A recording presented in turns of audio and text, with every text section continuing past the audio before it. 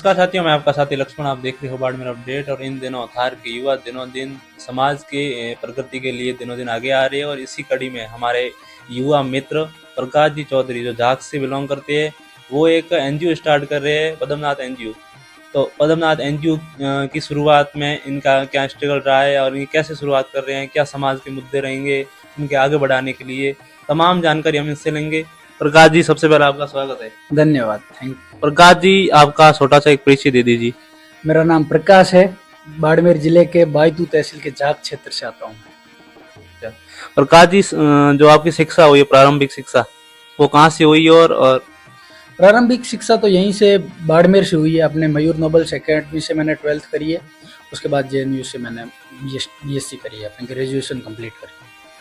आप युवा करोड़पति कैसे बने, उसके जो पीछे पूरी कहानी क्या है? जब मैं 12th करी, 12th करने के बाद मैं जोधपुर गया। वहाँ से मैंने अपना कॉलेज स्टार्ट किया।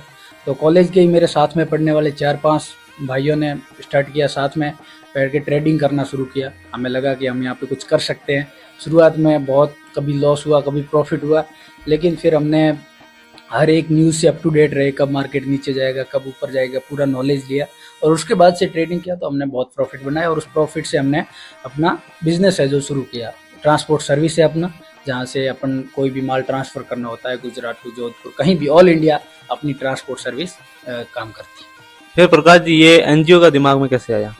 एनजीओ का दिमाग में ऐसे आया कि वैसे मैं शुरुआत से ही बाहर ही रहा हूँ, गाँव इतना रहा नहीं हूँ, पढ़ाई के सिलसिले में बाहर ही रहा हूँ। लेकिन जब मैं गाँव आया तो मेरे को यहाँ की हालत बहुत ख़राब लगे। 50 डिग्री के टेम्परेचर में कई ऐसे मेरे गाँव के घर है जहाँ पे पंखा तक नहीं है। तो मेरे को लगा कि मेरे को इन भाइयों के लिए कुछ करना चाहिए। ये भाई जो इतना संघर्ष कर रहे, इतनी धूप में, जो पंखा तक नहीं है, ये देख के मेरे को बहुत ख़राब हालत लगी। यहाँ पे शिक्षा तो बहुत, मतलब दूर दूर तक शिक्षा का तो कोई नाम ही नहीं है। सरकारी स्कूलों में बिल्कुल पढ़ाई नहीं होती। तो मेरे को लगा कि मेरे को इन भाइयों के लिए कुछ करना चाहिए। तो मैं वापस यहाँ पे गाँव आया हूँ और अभी मैं गाँव ही रह के अपने भाइयों के लिए काम कर रहा हूँ।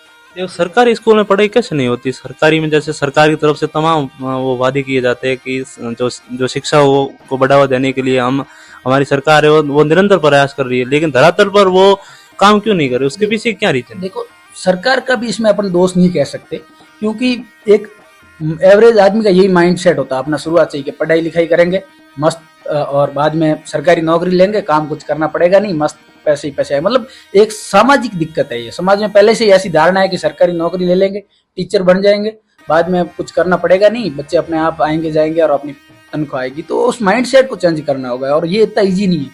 तो इसके लिए अपना एनजीओ स्कूल रन करेंगे और हम बढ़िया से बढ़िया टीचर लाएंगे, कंप्यूटर्स लाएंगे और गाँव के बच्चों को फ्री में बेहतर एजुकेशन देंगे अपने एनजीओ के माध्यम से। अब आपके जो पद्मनाथ एनजीओ है, उनके मुद्दे क्या है? तमाम मुद्दे जो पूरी विस्तार से बता दीजिए। विस्तार से मुद्दे बताऊं तो आपको पहली बात, सड़क नहीं है हमारे गांव में। बेहतर सड़कें बनाएंगे, गांव में पौधे लगाएंगे, क्योंकि गर्मी बहुत ज़्यादा है। सड़कों के किनारे जहाँ जहाँ पौधे लगाने होंगे पौधे लगाएंगे।